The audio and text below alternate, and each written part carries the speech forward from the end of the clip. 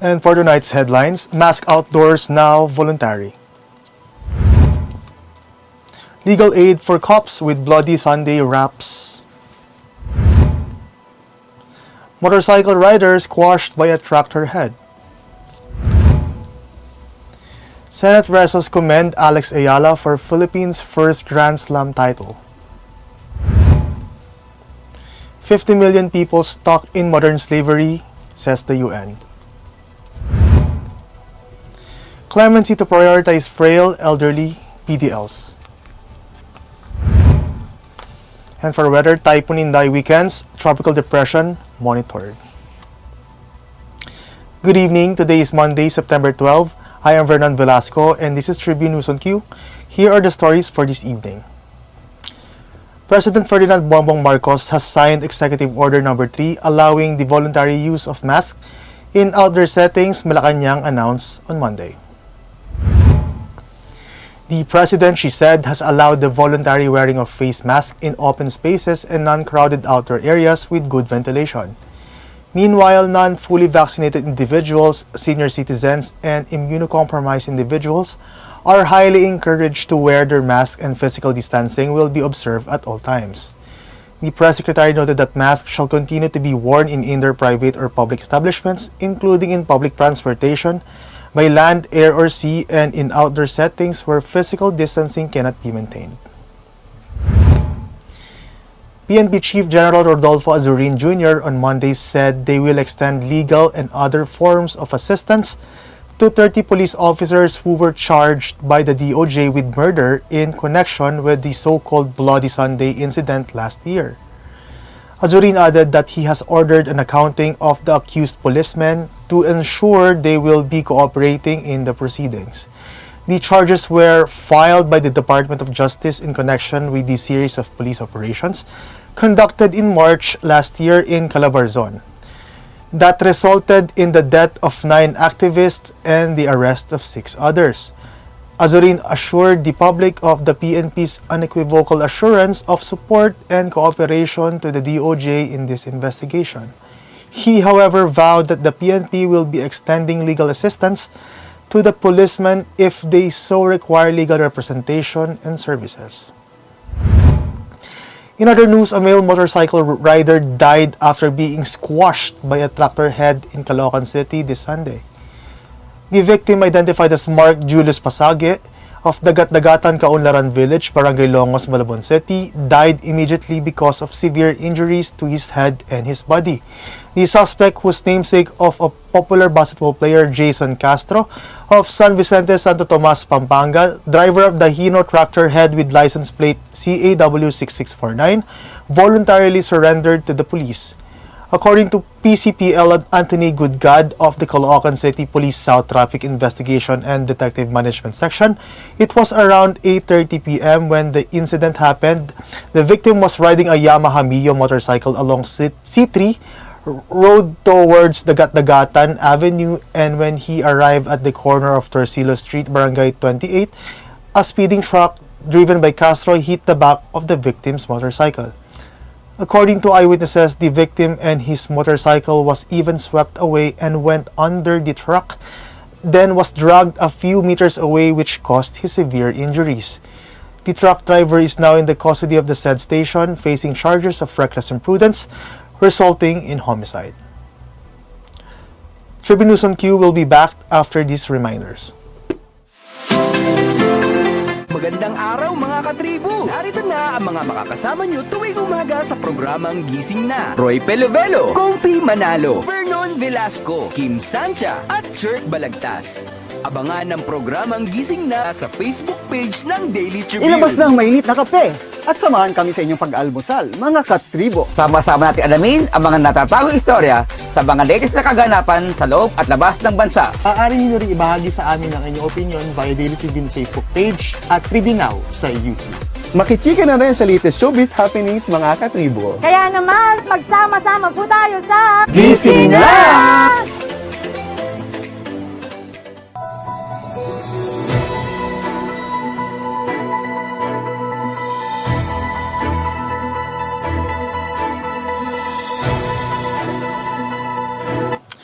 The Senate on Monday adopted two separate resolutions commending and congratulating Alex Eala for winning and dominating the junior girls singles final of the 2022 US Open held in New York City, USA on 10 September. Senate resolutions number 201 and 202 were separately filed by Senators Juan Edgardo Sonny Angara and Risa Hontiveros respectively. In his resolution, Angara lauded Eala for her first girls singles conquest, who now has 3 junior Grand Slam titles, 2 of which were the girls doubles events in the 2020 Australian and the 2020 French Open. Likewise, Hontiveros commended Eala for her winning performance in the US Open Grand Slam, which she said was a foreshadowing of her past performances despite only making her junior debut last 2019. 50 million people around the world are trapped in forced labor or forced marriage, the UN said Monday, warning that their ranks had swelled dramatically in recent years. The United Nations had set a goal to eradicate all forms of modern slavery by 2030, but instead, the number of people caught up in forced labor or forced marriage ballooned by 10 million between 2016 and 2021, according to a new report. The study by the UN's Agency for Labor and Migration along with the Walk Free Foundation found that at the end of last year, 28 million people were in forced labor, while 22 million were living in a marriage they had been forced into. That means nearly 1 out of every 150 people in the world are caught up in modern forms of slavery, the report said. The elderly aged at least 70 years and infirm persons deprived of liberty will be prioritized in the granting of executive clemency in time for President Ferdinand Marcos Jr.'s 65th birthday on Tuesday. The Public Attorney's Office and Board of Pardons and Parole are screening the names of PDL that may be entitled for parole, PAO Chief Percy de Acosta said during the Laging Handa public briefing on Monday. Acosta said Department of Justice and Secretary Jesus Crispin Remulla tasked the PAO and BPP to finalize the list that will be submitted for the approval of the President. The DOJ earlier announced 300 PDL will be granted absolute or conditional pardon and commutation of sentence. Typhoon Inday further weakens as it approaches the Ishigaki Island of southern Japan, according to the State Weather Bureau on Monday, 12 September.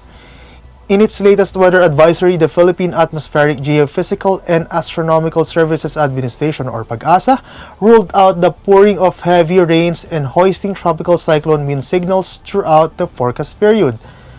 It added that gusty conditions reaching strong to gale force strength may be experienced over extreme northern Luzon today through Wednesday due to the channeling of the typhoon circulation in the Luzon Strait. Meanwhile, a gale warning remains in effect in the seaboards of Batanes and Babuyan Islands. Inday may also bring moderate to rough seas over the eastern seaboard and the remaining northern seaboard of northern Luzon until Tuesday. That wraps up the stories tonight. Catch us again tomorrow only here at Daily Tribune's Facebook page. Again, this is Vernon Velasco and you're watching Tribune News on Q. Stay safe, stay healthy, and stay home. Good night. God bless us all.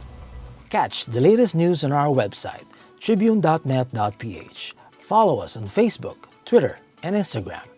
Subscribe to our YouTube channel, Tribune Now. Download the Daily Tribune app on Apple Store for iOS and Google Play for Android to get the latest and most comprehensive news online. Daily Tribune invites you to join its Viber community, Katribu, to get updates on the hottest news on politics, business, sports, lifestyle, and entertainment. Emoticons of the Tribune mascot Tarsito are available on our community Viber. We would like to thank the following: Araneta, Pag-ibig, SM Supermall, Veteran, Divina Law Offices, ICTSI, Xlog, Globe, Kia, PLDT, Cherry, Tanawan, Prime Homes, RLC, Pure Gold, Meralco, and SM Retail.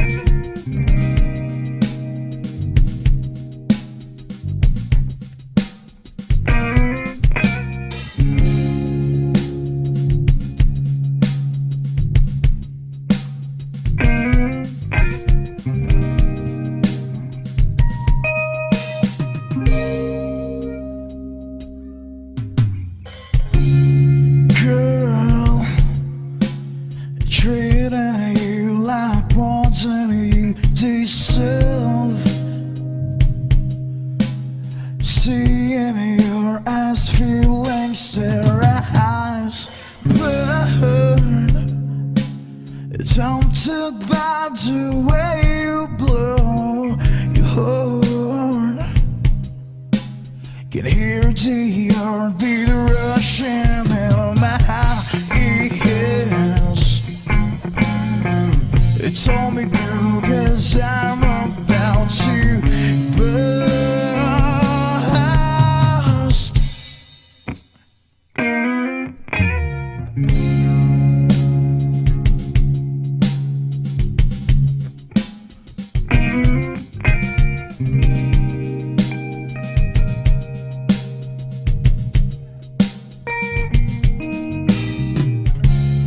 Girl, your smile is something mesmerizing.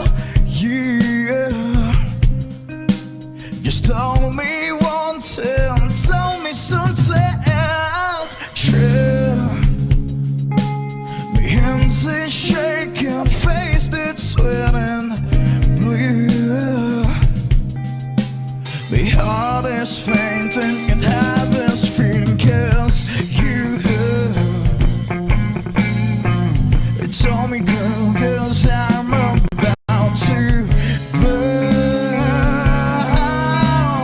Tell me, girl, 'cause I'm about to burst.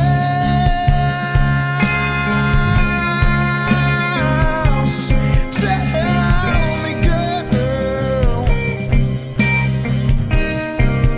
Oh, tell me, girl.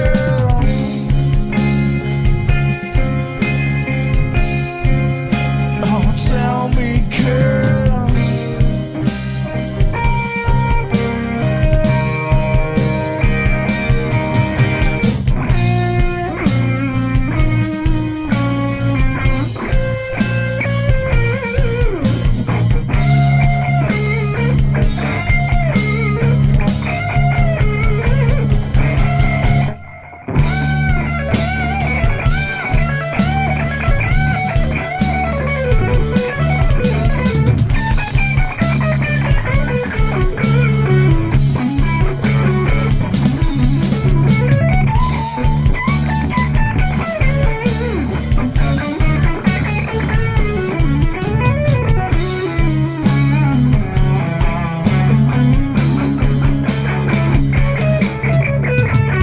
Better tell me, girl, better tell me, girl.